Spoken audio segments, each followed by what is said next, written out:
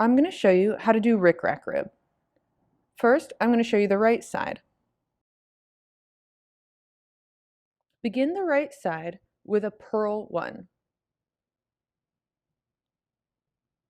Next, I'm going to knit into the back of that second stitch, leaving it on the needle. Then I'm going to knit into the front of the first stitch. Once I do that, you can let both the first and second stitch fall from the left needle. Let me show you these steps again. Purl 1, knit into the back of the second stitch on the left needle, leaving it on the left needle, knit into the front of the first stitch of the left needle, now letting both the first and second stitch fall from the left needle.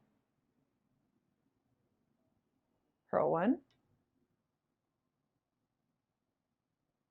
knit into the back of the second stitch, leaving it on the left needle, and then knit into the front of the first stitch, now letting both the first and second stitch fall from the left needle.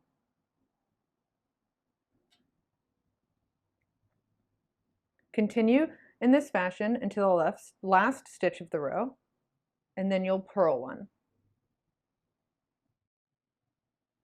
Now I'm going to show you how to work the wrong side of rickrack rib. Begin the row with 1 single knit stitch. Now bring your yarn to the front in order to purl into the second stitch, leaving that stitch on the left needle, and then purl into the first stitch, letting them both the first and second stitch fall off the left needle. Let me show you again. Knit 1,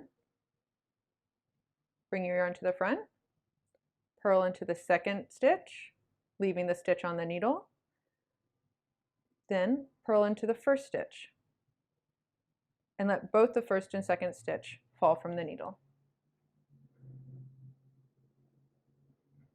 Continue these easy steps to the last stitch of the row, and you'll end with a knit 1.